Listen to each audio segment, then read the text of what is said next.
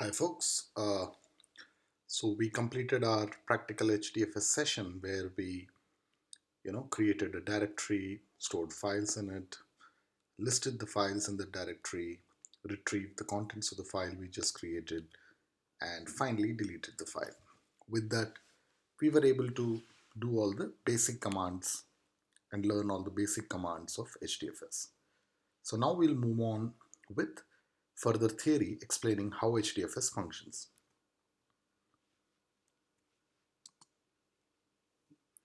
So, how does HDFS work? So, the first thing that we need to understand is that given Hadoop is a distributed file system, when you put files into it, it actually splits the file into blocks of fixed sizes. What do I mean by that? Let's say you take a file which is 100 MB in size and you put it into HDFS, then what HDFS actually stores is not a 100 MB chunk. It actually breaks that 100 MB chunk into smaller chunks called blocks, each of which will be of a fixed size. So if we have configured HDFS to have a block size of 20 MB, then the 100 MB file will be split into 5 blocks. And each of those blocks is what is stored in HDFS. So now you might ask, what if I have a 100 MB file and my block size is 60 MB? What happens then? Then the file is broken into two blocks, the first of 60 MB and the second will be a smaller block of size 40 MB. And those two blocks will be saved in HDFS. Now that we know the files are broken into blocks and stored in HDFS, we should question, why does HDFS break files into blocks? The main reason why HDFS stores files broken down into blocks, in fact it actually stores those blocks, is that when you want to retrieve a file, then HDFS can parallelly retrieve each block and give it to you. The second reason why it breaks down files into blocks is because HDFS is supposed to support large files. What if I put a 1 terabyte file? Storing a 1 terabyte file will be a way bigger challenge than breaking it into smaller components, smaller blocks, and saving each of those blocks. Hence, HDFS breaks files into blocks so that it can serve those blocks independently, one, and two, it can store large files because it finally breaks them down into smaller chunks called blocks. Moving on, these blocks that are created out of the file are stored on multiple nodes. What does that mean? Let us say a file called file1 is broken down into two blocks, block 1 and block 2. Then these blocks are stored on multiple nodes. What do I mean by nodes here? So if you recollect, Hadoop distributed file system, HDFS, was a distributed file system because we said it could use multiple machines to actually save the files that we put in it. Now those machines are what we are calling as nodes here. So if a file has two blocks, HDFS has a choice, where does it put these two files? Let us say it has 10 nodes. Then it makes a choice and puts those blocks into multiple nodes. But why does it put into multiple nodes? So that when you retrieve that file, it can use those two nodes to serve the file to you. So the first node might serve the first block to you, and the second node will parallelly serve the second block to you, leading to the fact that you are using more than one node or machine while retrieving the file. Also, when files are stored in on multiple machines, you will be able to retrieve the file in much faster than if it was stored on the same machine, because finally a machine has underlying hardware, underlying hard disk, which has to retrieve the file and serve it to you. So now if the file is broken into two blocks, and stored on two different machines, when you retrieve the file, those two hard disks can work parallelly for you and retrieve the file, which will be much faster. So, the nodes which are actually storing these blocks in the Hadoop file system are called the data nodes. So, among the 50 machines that you give to HDFS, HDFS will use most of them to store the actual blocks that are coming from the files you put in it. And the nodes which store these blocks are called data nodes because they are the ones who are actually storing the data of the file, represented as blocks. Now, let us say a file was, each block is duplicated and stored on different nodes. Why is that? So when you give a file, let's say a file called file1, which has two blocks, block 1 and block 2, we already know that HDFS will put those two blocks on two different machines. But what we are saying in this point is that each of those blocks will also be duplicated and stored on other nodes in the cluster. Meaning, let us say you have a file1, which has two blocks, block 1 and block 2.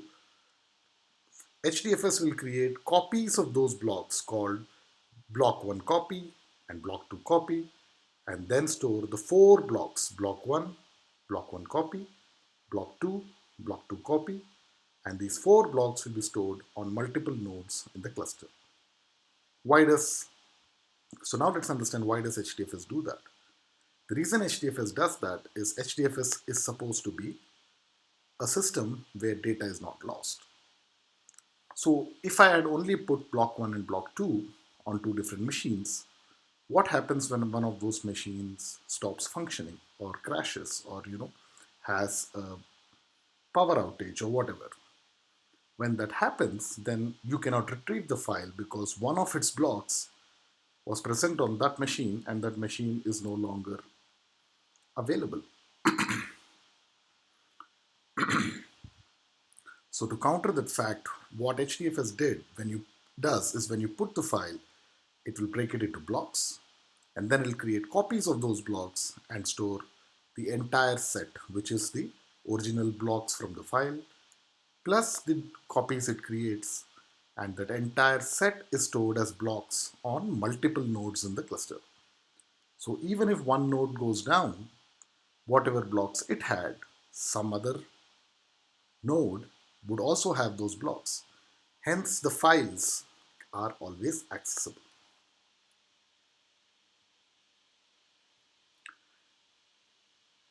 Now we are saying that there is a special node which remembers where each block is stored. Why is that required? Let's go back and think how HDFS is putting a file. When we give it a file, it is breaking that file into blocks, putting those blocks on different nodes. It is also creating copies of those blocks and putting those copies as well on other different nodes. So now there are a lot of nodes, there are a lot of blocks, there are a lot of copies, all of them are stored on different servers.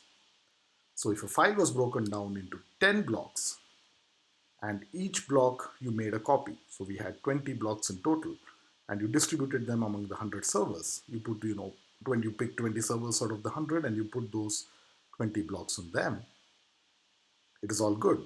But when someone says, okay, give me back my file, how does HDFS know which nodes to talk to? It doesn't want to talk to all the nodes. It'll be too much of, chatter if it talks to all the nodes. So HDFS has a special node which is remembering this mapping of which blocks belong to which file and where are they stored. So that when required, HDFS can optimally retrieve the file. That node, which stores that special node that stores and remembers this information, is called the name node. So, to summarize, the name node is a special node which knows which, which, which knows what blocks comprise a file and where in the cluster of data nodes, which actually store the blocks, are these blocks present. So it remembers this. So when you ask, give me this file, it looks up which servers have the blocks for this file, and then it gives you that information so that you can retrieve the file by retrieving the blocks. So if we had to visualize this, this is a diagram where you can see that there is one name node, which was a special node, and then there are many data nodes in your Hadoop distributed file system.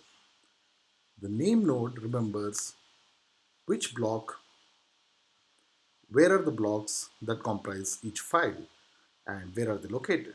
So it will be on one of these data nodes. And the data nodes themselves store the blocks of the blocks that comprise the files. As you can see, a block B1 is stored here on data node 1 is also stored on data node 3. So there is duplication of blocks so that even if data node 1 goes down, block 1 can be retrieved from data node 3. If you notice, block 1 is also stored in data node 4. So in this cluster, each block has two copies. So there is B1 on data node 1, there is B1 on data node 3, and there is B1 on data node 4. Similarly for B2, which is block 2, there is a copy on data node 1, there is a copy on data node 2, and the same block is also copied and present on data node 3. So if a file, F1 was broken down into blocks B1 and B2, then to retrieve the file F1, you can talk to data node 1 and you have to talk to data node 2. Or you might talk to data node 4 to retrieve both the blocks.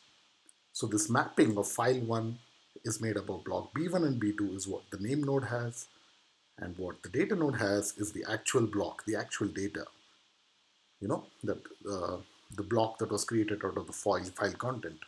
That's what the data nodes are storing.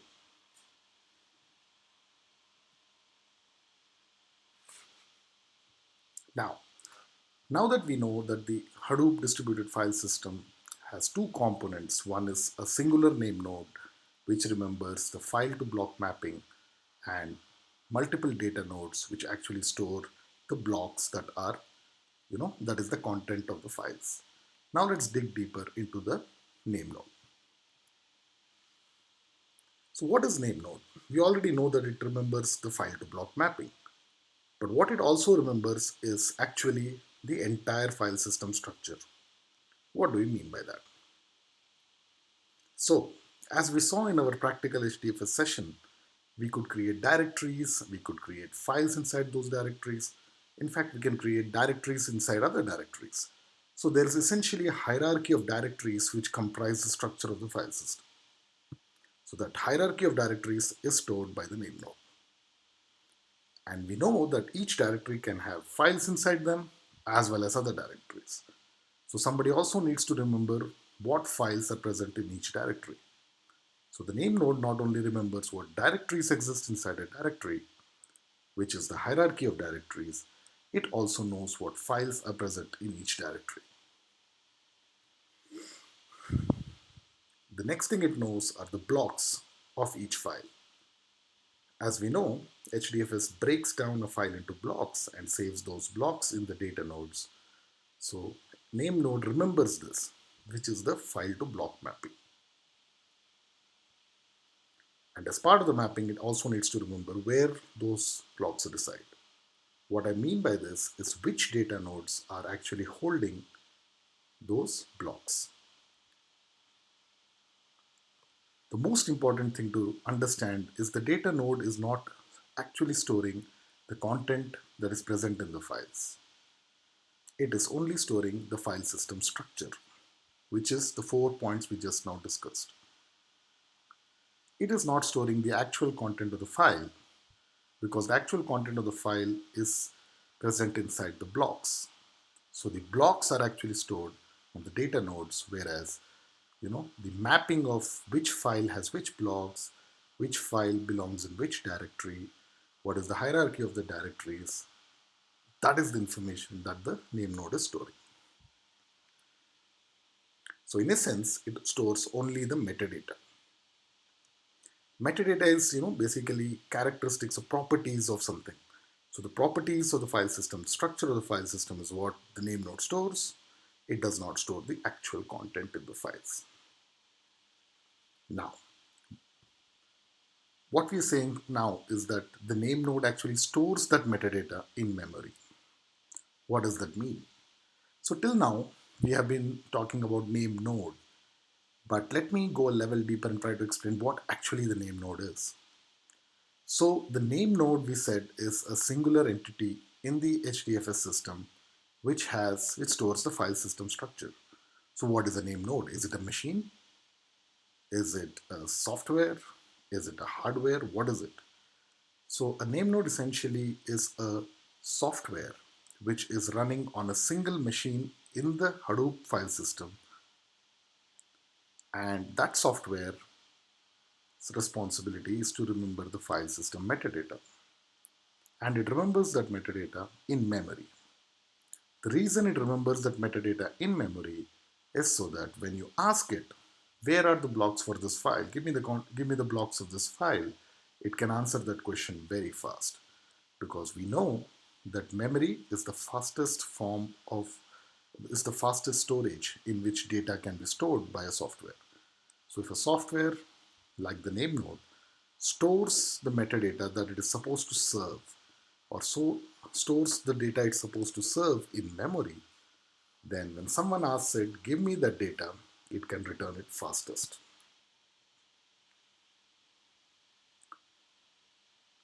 So now that we have a handle on what the name node is, we have a deeper understanding. Let's also try to get a deeper understanding of the data nodes that comprise the remainder of the Hadoop distributed file system.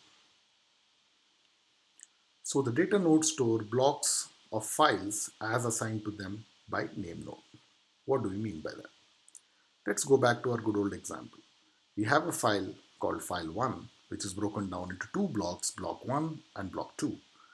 And because HDFS stores copies of the blocks, let's say we have a copy of block 1 and a copy of block 2. So in total we have 4 blocks, B1, B2, copy of B1, copy of B2.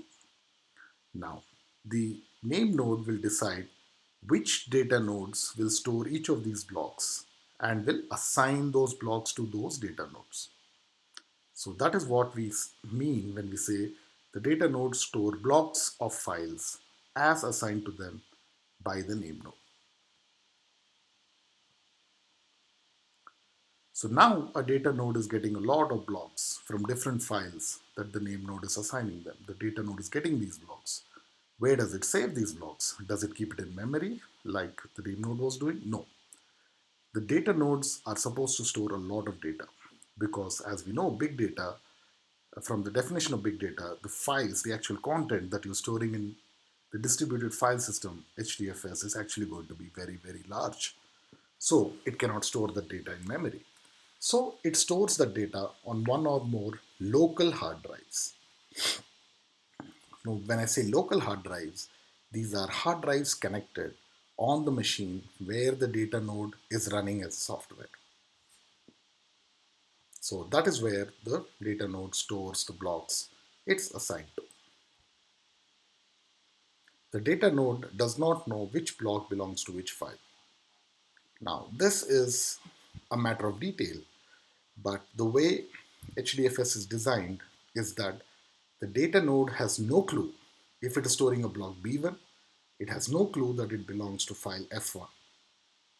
All it knows is that I'm storing a block called B1, this is where it is stored. If someone asks me for that block, I will retrieve it and give the block back. But what we as end users need is the entire file. We don't care about block 1 or block 2, that's internal. So when you try to retrieve a file, you first talk to the name node, figure out where the blocks are, then you go to those data nodes and say give me block B1, and then you go to the other data node, say give me block B2. So the data node itself does not know which block belongs to which file. It just knows I have these 10 blocks and I am saving them. Now, as we all know, we access some files more than other files. So the data nodes, what they do is, because they do not know which file is what, they don't know files, they only know blocks. They cache frequently accessed blocks in memory. When I say cache in memory, it means whatever blocks are accessed most frequently, you know, uh, they keep those blocks in memory so that when you access them again, they can serve them faster. The data nodes are saving blocks, and these blocks are literal data. These are the zeros and ones that comprise our big data. So the integrity of these blocks is very important. And we know that hardware, the underlying hard drives that you have, might have issues over time where some blocks might get corrupted. So to ensure the integrity of the blocks that are assigned to a data node, it periodically checks the blocks that are saved inside it by comparing it with the MD5 checksum of each block which is saved separately. So as long as the checksum matches the checksum generated from the block, periodically it can be sure that that block is not corrupted and is actually correct. So given that data nodes store a lot of data on hard disks and they cache the most frequently used blocks in memory, it's safe to say the data nodes will perform better with faster hard disks and with more memory to cache frequently used blocks, and faster hard disks so that the blocks that are not served from memory can be quickly retrieved and served. We know that the data nodes, there are multiple data nodes in the cluster. There is only one name node. And the name node is the person who tells people how to retrieve a file. So it's the responsibility of each data node to send a periodic heartbeat saying, I am alive, I am ready to serve, to the name node, so that the name node can confidently direct requests that it's getting to that particular data node.